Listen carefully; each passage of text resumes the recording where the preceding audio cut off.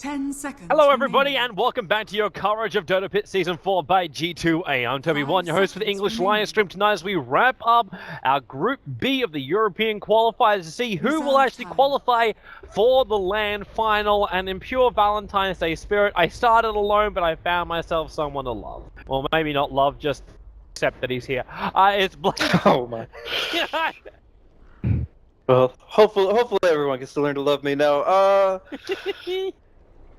It should be fun, man. We got a good game out of the Vegas series. Now we get to see Na'Vi looking really good, at least a lot better than they have been in recent times. And they're going into, I would consider, a favorable matchup for themselves here. 99%, the reshuffled, even stood in for a roster here. I really don't know what to make of this team at this point in time. It's actually really difficult to get a read on what they're going to be able to bring. It's very simple, man. Think of Serbia, and that's it. That's all you gotta do. Just think of the Serbian way. That's what this team basically is. They're not all Serbians. In fact, I think only 2 of them are actually Serbians. But if you remember the old Fnatic lineup that played back at DreamHack, I don't know if you saw me trolling Mitch in the chat before we started. Oh yeah. Never forget his Mirana. Those two actually understand that. Congratulations, you were part of when Dota 2 was born. One of the first tournaments I actually played when Dota 2 was still in officially closed beta back then. It was a very fun time. I gotta establish this before we start because I did say some details incorrectly during the last game, and that's about who can actually qualify for this. Now I did some digging. I did some checking. Now, as you can see on the board, Team Spirit and Vega are drawn at 10 points. Under Conspiracy have ended their games, so have Mama's Boys, because they ended up forfeiting all the remaining matches. Na'Vi require 1 point to actually qualify for the LAN. Now, the reason for this is they beat both Team Spirit and Vega 2-0. Dire team pick. This is the reason why, even if they find themselves only on 10 points at the end of the group stage, they will qualify based on the head-to-head results. We only have ourselves a tiebreaker situation. The head-to-head results do not actually sort out the tiebreaker.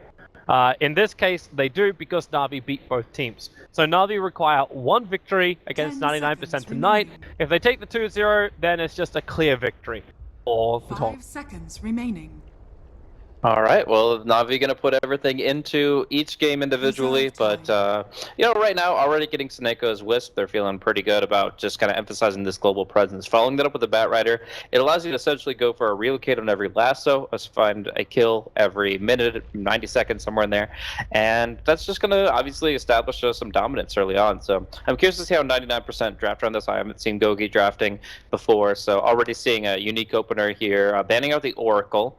Seems to be more afraid of that than the Wisp, and then picking up OD and Jakiro. So some good potential team fight, but I don't know. Jakiro pushes towers, the OD doesn't. The Jakiro does some pretty good slowing and stunning and damage in the fights, but OD kind of wants to just build himself up here. Night Stalker's gonna be roaming. The Jakiro is the thing that's out of the place the most. If you had any other support here, I would be like, yeah, sure, okay, whatever. He can zone the Bat Rider, he can put pressure out, or whoever's in the offlane if it's not the Bat. But it's just I don't know. I can't find enough worth in it if you don't have push heroes already. It seems odd as well to combine it up with the Night Stalker. That's what makes me wonder exactly what the laning is going to be from 99%. When I see Jakiro right now, and I blame the finish for this, I think of the Enchantress Jakiro offlane. Dual offlane. Which is really damn good. Jakiro's lane presence is unbelievable. And he's so efficient as well. So I'm wondering if this is actually meant to be some level of aggro. Oh my god. 2 and 1. It's happening again. VS final pickup. You can see it coming. Oh no, she got found. What do? You don't care. But yeah, they could get really aggressive here by running Witch Doctor, Jakiro plus 1, which kind of actually has to be the Night Stalker on the bot lane, and then putting a favorable matchup up against the Bat Rider on the top. That'll probably be the best way they can deal with this, because if they don't, this damage output's going to get a little bit too ridiculous against them. Navi's turn Now, to ban. the one thing that 99% do have going for them that we didn't see for Little Conspiracy the last time is they do get to last pick their core hero. So if they want to find a core hero that can jump on the Drow Ranger, close distance, that's going to be their prerogative. They definitely, Lycanthrope would have been great. Being able to shapeshift and just run at the Drow would have been huge. Even just getting him Viper's face is good because he obviously wants to keep his distance too. But I don't think you're worried about the Viper here. This guy is going to have overcharge, mechanism, heals. It's going to be very difficult to focus him down. Just worry about the Drow. Take the damage out and then kind of go from there. So they definitely are going to look for a hero that can kind of get right on top of her, pin her down. I mean, I talked about Slark and Ursa in that previous match, and those still kind of apply, but I don't know. It maybe not as much now because you also have to avoid greed. Like right now, the OD takes a while to come online. Night Stalker and Witch Doctor are much better with Aghanim Scepters. So yeah, I feel like you definitely have to get something that gets involved early on while still able to close the distance. Okay, or that. Navi's turn to pick. Well, he closed the distance. With the phase with Ermbuild, he can get involved early on. Yeah, you know, once every like 5 minutes. I don't know. It's weird. It's Serbian. Like, you don't try and explain it. You just accept it. That's the way I go with this team sometimes. 99%. They do their own thing. They play their own style. I remember, for those people that remember him, like, we always called him Bucktop. But the translation was actually Victor.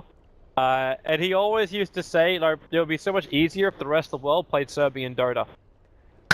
Because at that point, we would win all the tournaments, because we're the greatest at Serbian Dota. 10 seconds remaining. And I'm like, well, why don't you just play everyone else's Dota? He's just like, that's not the way the Serbians do it. 5 seconds remaining. Not at all. Okay, well, accept that. Alright, when game is going one way, you just got to go with it, and 99% they'll try to shift it that way pretty early on with this unique draft. An 8 Tango Enchanted Mango Spectre in the safe lane here. Things are going to get pretty interesting, but I don't know. I mean, you could go like really hardcore into some theory crafting and say, okay, maybe the Spectre rushes like a Crimson Guard, nullifies the Drow's attack damage bonuses, and makes it harder for Na'Vi to find kills. I would honestly say like an Urda Shadows, like Yasha, Vanguard stuff. Don't go for the Radiance. Anything but the Radiance is pretty much what I'm thinking here for Gogi. It's early fighting. Any early fighting items that you want to grab them. I'm loving this new ward from 99%. It's the stealthiest way that you can put a ward up on the top lane by coming down through the back line here and then planting the observer ward. You still get the vision you're looking for, and it's away from the normal like sentry position, which would be like here, for example. Like, if you're trying to block up this camp, you'll probably find the observer ward there, or the one which is sitting inside the lane. Yeah, you definitely usually have one on the eastern side instead, but I mean it's kind of fair and balanced considering the Radiant have the exact same opportunity from their tree line by their side shop. So it's nice to get that opportunity, and it's going to make it much harder for General. General, by the way, has been playing great on Batrider, but we're going to have a fight.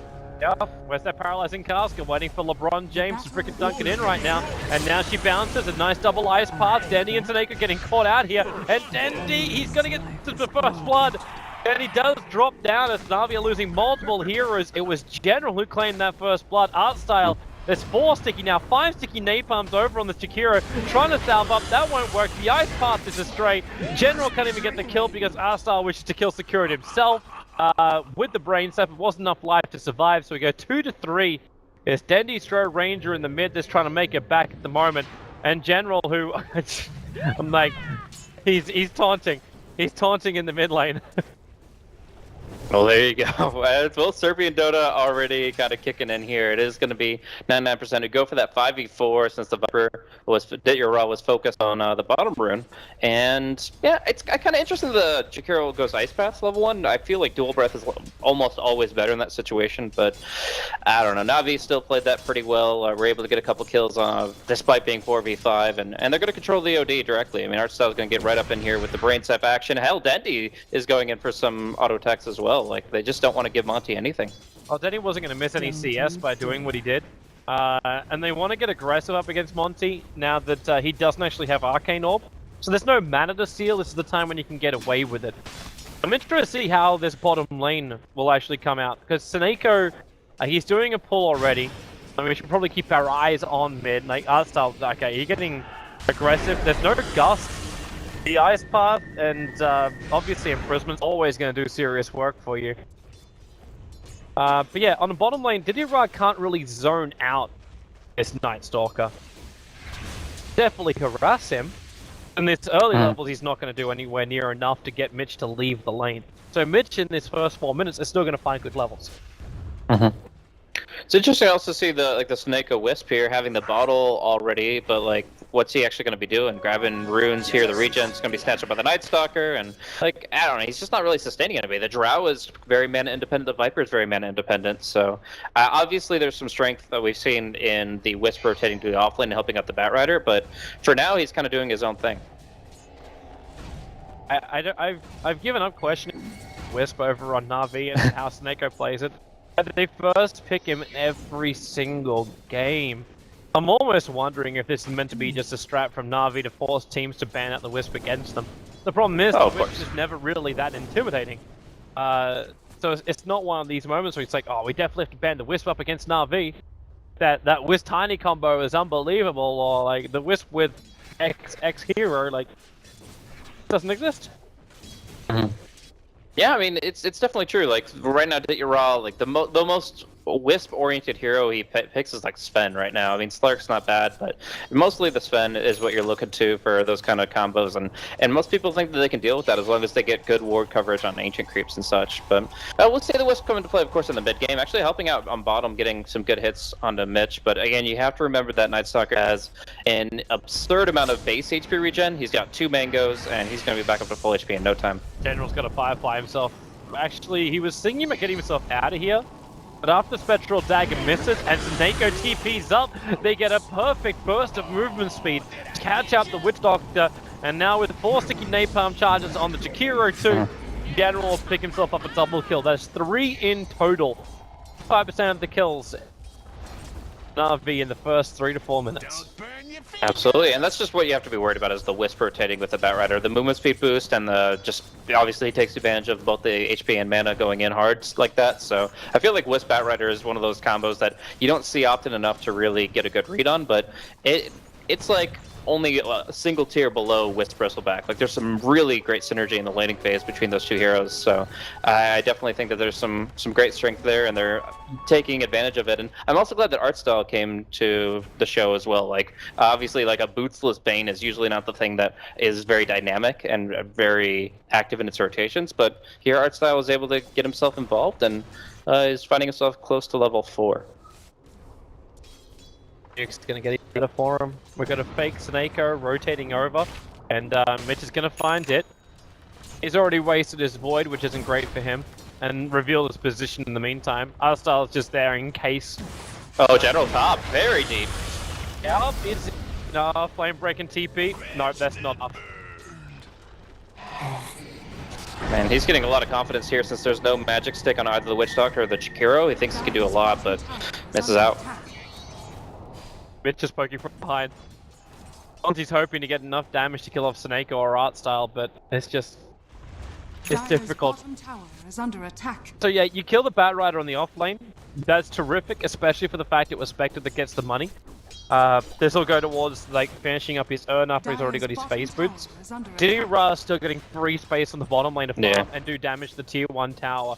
Denny's about to crack level 6, and this lineup of Na'Vi becomes a lot scarier with that bonus damage. Maybe not so scary when... Okay, where the hell is that courier going? Right now, Artstyle is being saved by Sneko, while the courier has just gone AWOL to the Dire secret shop. Artstyle, he's in world of hurt. With the dual breath coming out, then he's got no way to survive this one either. They'll end up losing too. And yeah, the ping is coming out going, what the f*** this? It feels like Na'Vi are playing a little bit of Serbia Dota themselves right now. This is getting pretty interesting. The focus seems a little off. Dire's bottom tower has fallen. Definitely. Well, Diggeron's having the time of his life. He's just like, yep, Bastion, no Night Stalker, let's go. But in the meantime, there's a lot of pretty good stuff happening for 99%, so Neko may even go down. He needs to tether. Didira decide to come up. Mitch is actually having a good influence across this map, going 2-0-2 as the offlaner. Night Stalker, yeah, your CS is pathetic at 6. But at least he's had an impact during this first nighttime cycle. And we're going to see more potential as the Spectre is now level 6. She's one of the few level 6 heroes on the map, and obviously I would consider Haunt much more involved than a simple Viper Strike. So for right now, I would have to say that there's a lot of value in the 99% position with their first usage of the Haunt if they can just kind of get the Night Stalker in play one more time. Mitch does have to go all the way back, and we'll see what he invests in monetarily, but I definitely think he should go for one more gank play with these Phase. Phase goes TP out. You've only got 55 seconds to do it. Monty, trigger the regeneration rune in a moment. Exactly what happens. And they and a smoke too. Yeah, they go up for mid. They really want to keep Dendy down. Like, Dendy still hasn't hit his level 6 yet. So the damage output of the Drow Ranger is really not that scary. And you're expecting the rest, like, more supports from Na'Vi to be behind the tower to help him out. So here comes Mitch to make the run. Spectral Haunt reveals most of them. Paralyzing Cast won't come. Was a good gust from Denny, actually silencing up Mitch plus the Witch Doctor. But you got the Malediction over on Didira who rotated in. Senego's almost dead. That OD ulti almost did the work, but it was actually Goggy who's there on the front lines just desolating through everyone until General's going to Firefly him down. It's a double kill for the Spectre. Can he even finish him off with the Firefly? You're going for a 2-1 trade-off. Spectral Dagger is off cooldown. He needs to wait for Firefly to end on General, so then he can make a break for the tree line, but no, he can't make it in time. Arnstar will get 522 gold for that kill. From a level 3 Brain Sap, just enough damage to finish the job. And Na'Vi make a really good response. A lot of TPs coming in, despite the smoke plus the Haunt allowing 99% to get all 5 heroes in position immediately. Na'Vi still get the TPs in they need to respond to it. First the Viper, then the Bat, and they do kind of neutralize what 99% were looking to gain out of that. Now the first, or second day, first night has ended, and Night Stalker is nowhere near 6. So with the Haunt on cooldown, this is Na'Vi's time to shine. I'm just really surprised that Na'Vi were able to do that, or 99% allowed them to do that. Because the positioning, I felt like that fight split into 2 different parts, which it didn't need to. Yeah, that's true. You come in, the Spectral Haunt goes off, and then the Viper TP's in, so you had like half the heroes of 99% try and deal with the Viper, and the other half, aka Spectre, who reality in behind the lines, trying to kill off the Drow and the Bane. Now the Fiend's Grip onto Monty, and Na'Vi, a very simple and effective kill in the mid. And it does cause some smoke, but they're happy to exhaust it to get a massive damage on the tier 1 mid. We're going to see General play around with top a little bit too, but I think the main reason why that split occurred though is just because this Viper is a bust. Like, this guy is just so naturally tanky and durable at this point in the game. Corrosive Skin level 4, you just can't actually focus him down. So Didira goes on the front line, Viper strikes 1 hero and separates 2, which forces 99% if they want to commit for kills to go and overextend themselves pretty much lonesome. So Monty goes back in, they will go for another Haunt play, and we'll see if it can set up to bring down Dendy. And they're looking for both Denny, a 3-man gust to come out. The Paralyzing Cast making it difficult for Denny and Seneko just to walk away, but allows Arsenal to TP out. Dendy, a little bit more movement speed. No, we can't. That last desolated and buffed up attack from Goggy. He's able to get the kill over on Dendy. General looking for some revenge. Dunks inside the Firefly, but the Spectral Dagger again. Spectre really hunting on the front lines, looking for a kill. They did still lose the tier 1 tower in mid. It wasn't denied, so it was properly lost. That's the downside here for 99%. Even though they keep killing Dendy. Dire's top tower is under attack. Mechanism coming out so soon, and that's going to, again, synergize heavily with the IO tether. IO is only level 4, so really, without the tether, this Wisp is only bringing restorative value. Like, the damage of the spell Spirits, by comparison to most other supports, is, you know, meh. And since he's not bringing the global presence with the relocate, it's all about that tether heal. So the mechanism enhancing that, they're going to look to dive. They're going to look to get very aggressive as Didira finishes that one up. And the blink is up for, of course, General. So they have other tools to enable the initiation. That's just tweeting up on the top lane. Hoping for an opening kill, but 99% saw him come up because they have the Observe Ward inside the lane. They're looking for, they're looking to be prepared for the team fight. Dire's top tower has Good been deny denied. up top. That will kind of slow the roll of Na'Vi a little bit if they can't find a kill on top of this. General Coming. doesn't see the Witch Doctor though. He will find Mitch in the end. Dire's works. The ice pass from Sideka not going to be close enough for this, and LeBron taking so much damage already. So 99% lose one. Jakiro dies up on top. Diddy Ra looks like he was able to Viper strike him down as the Viper just retreats out. Gogi, he doesn't have the Spectral Dagger available for another 3 seconds. And with the cold arrows and the extra slow attacks they've got going, yeah, that was not an easy escape if he was ever going to achieve it. And just the woods turned into a shooting gallery, man. Like, that was just disgusting. The rage heroes just all line up and barrage them down, and this tier 2 tower is absolutely gone. Like, the haunt respawn is going to be just too late, and oh, this is not where you want to be at if you're 99%. I mean, they knew what they were walking into with the draft, but oh man, they just need to get these ultimates. They really need to get the Witch Doctor ulti at the very least, but oh gosh. A lot of TPs coming to this top lane. General's still here. Arstyle, he's in a world of his own. General should just abandon his teammate. Get the hell out of there. Another deny. Jakiro denying the second tower while Netstalker denies the first. This top lane really hasn't actually obtained much for Na'Vi. I felt like it would have been just a strengthened map position at the very least, because up against a Nightstalker, all you want is map control, but I don't know, it's getting a little bit awkward that they're not getting the sums of cash that they kind of assumed when they built the strategy up. Hey Mitch, you can't fight against that. Even with phase boots and during nighttime, still dangerous to go up against Endy. Just gives you enough space to draw range you, and with he's actually got 2 points up in cold arrows. Even that was enough to kite the Nightstalker. You can see now if you're trying to prepare for more and more earlier fights, hence Dendy builds in for drums as opposed to going for anything else. With the double damage rune, this opens up the opportunity for Na'Vi to go for Roshan, or 99% can respond. And 99% now, they definitely see what's going on. Like, they have an observer ward sitting up on the hillside, so they understand that Roshan is currently being fought. They need the Witch Doctor though, and he's nowhere near a position to contest, so it looks like they're just going to try to go in by themselves. He's coming to tier 2, but yeah, it's already over. Double damage rune did the work, and Eiko tries to tether up now. We get Diddy Ra, because with the mech charge, the burst heal across the board, Arstyle protecting Sineko with the Nightmare. They're going to drag Mitch back out again. So Mitch, we still haven't had the first casualty of war, and it looks like it won't actually be the Nightstalker. It will probably be Gogi. No, LeBron's giving enough life. The Ice Path board also enough space that Na'Vi just can't find the easy opening. Now they'll finally claim him, and Witch Doctor's going to run out of mana. There's a TP coming forward from the Wisp, so Sineko tethers himself across, and with the Wisp Spirit Ball hitting the Witch Doctor, that's a very quick and, I say very quick, at least was a simple execution. Now Na'Vi will group up and just go for the mid. Yeah. Very surprised they didn't even bother putting any damage in the Nightstalker there, but in the end, he's kind of the small fish in this pond, and they throw him back, they get the Spectre, they get the Haunt, and once again, they go just right down the lane. So now, looking to actually secure the tower kill, rather than just kind of poke and prod around it.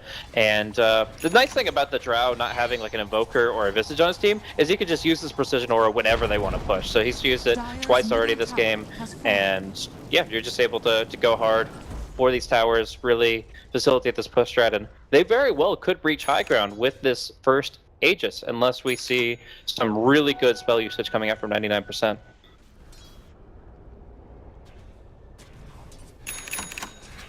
I don't want to say the game is over, but it feels like we've walked down this path, obviously, aka last game. And for anyone that was tuning in for the last game, like, we're just sitting here the entire time just going, you know what, this momentum, it really can't be quelled. It's that position right now. The difference is, though, that the Drow Ranger isn't in as great a position to push high ground. That's where I kind of prefer the last build, going for the Yasha and then in for the Dragonlance. The range on the Drow Ranger was unbelievable.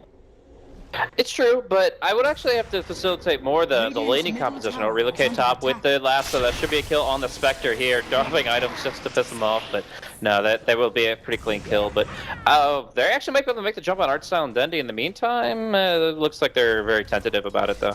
Yeah, anyways, they have to remember the Rokate's going to be back in a moment, so they would have to get the kill within like the space of 3 seconds.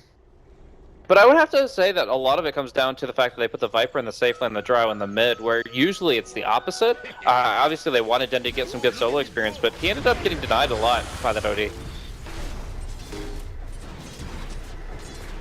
It's a good mix-up. Actually showing the fact that Na'Vi aren't just like a full one-trick pony, which was a big concern. Like everyone was like, "Oh, Na'Vi is just Chen. Na'Vi is just Chen." Then Na'Vi was just Wisp. Na'Vi is just Wisp. Until they use every hero in the game, including Riki, and figure out strats to make them all work. But no, I think it's good to have Viper get the extra tankiness here. Yeah, Yash is probably better to have right now on the Drow than on the Viper, but the most important thing, again, was just getting that mech out onto your Raw. Once they had that, they could take most any fight. Tower. Really? Oh my god. Not that it really matters when you're 16 minutes in. The test ward from Witch Doctor, the silence comes out pretty quickly, but you've already triggered off your Haunt. The OD ulti was negligible as far as being effective, and the mech charge to go off, your Fiend Script locks down the OD. The OD, well, okay, there's an imprisonment there to try and buy him some space, but you've lost your Spectre once again. With the Lasso's out, this will be your mid-rank. You've lost too many heroes. The Drow still up. The only hero that Na'Vi lost was the Wisp. Dire's middle barracks are under Mechanism and Magical One, those items just keep providing so much sustain by themselves here. It's not a Dazzle lineup, Omni, Abba, whatever. Like these are just heals coming in from the items that allow them to stay and play, and they're able to not only decimate the mid lane, but now even looking at top here with the big ultimate still on cooldown. If they can take the tower before 99% come up, that'll be the dream. Yeah, Okay. looks like it. Is Wisp coming Have back? found heals? He's bringing back as much regeneration as possible because then he's still got the Aegis Immortal. Like they don't really want to they don't really want to fight. In fact, right now I'm almost thinking that relocate save out may be a good thing, but okay, no, Snakeo, he'll leave Dendi behind, and Dendi is probably going to die for this cause. However, General, right in the thick of it, Dendi does die, but of course that Aegis Immortal triggered out. OD's on the sidelines now, and Spectre, he's the primary call that's left. And now, he's not left anymore.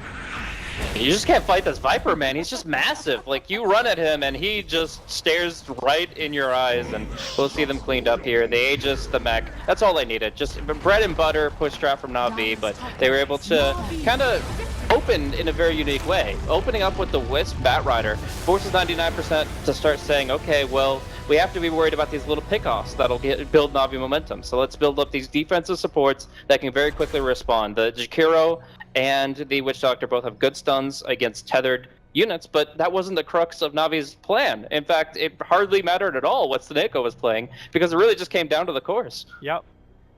That worked way too easy, and with that, Na'Vi will qualify for their first LAN event since TI.